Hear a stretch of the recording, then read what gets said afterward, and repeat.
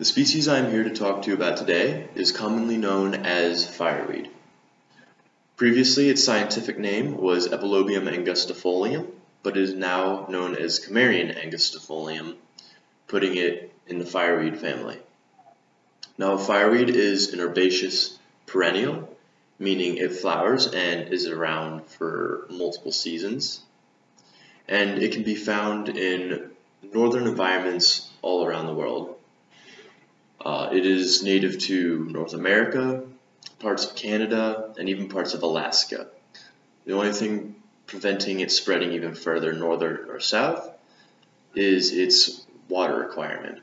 If it goes too far north, it will need shelter from harsh drying winds, which it may or may not be able to find.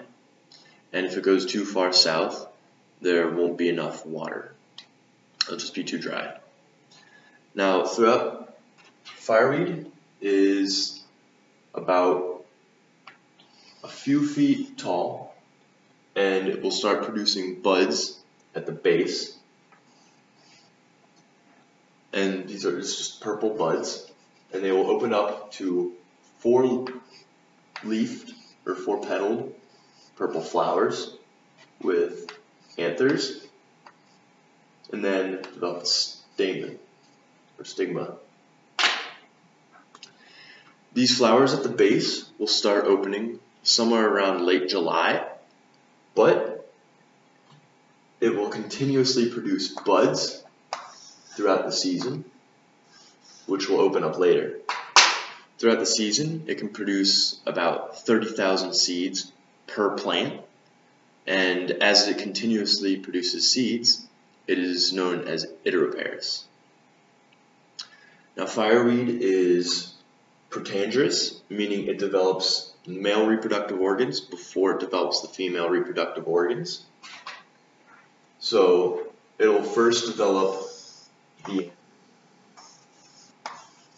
to spread the pollen,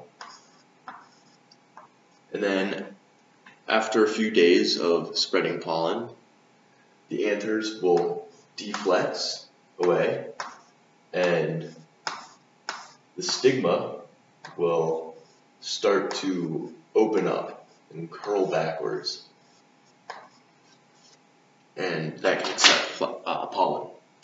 These mechanisms exist to promote outcrossing, but it is self-compatible as a backup plan.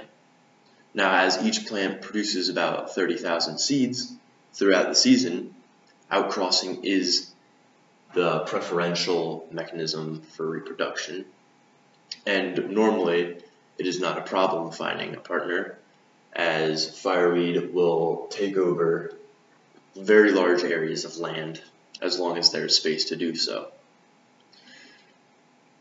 Now, as it promotes outcrossing, it will be pollinated by wind, and also, it is dispersed by wind, but it will be pollinated by many insects, but the main pollinators of fireweed are bees.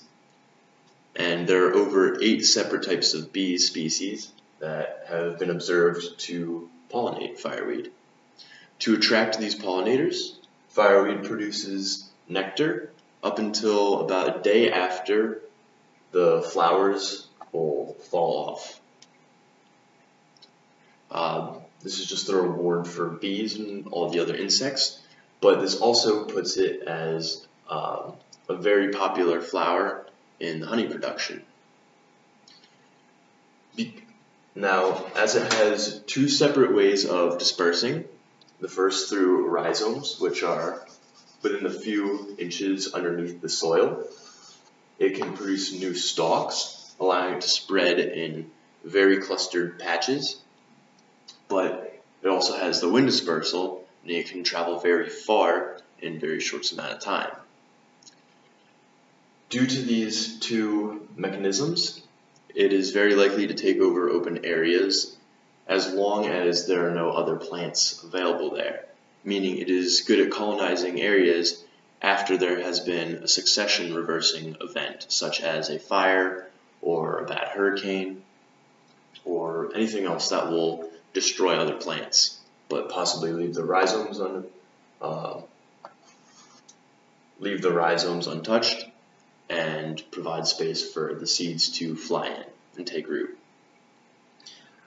Additionally, fireweed is resistant to alkaline, neutral, and acidic soil conditions, allowing it to populate some areas that other plants may not.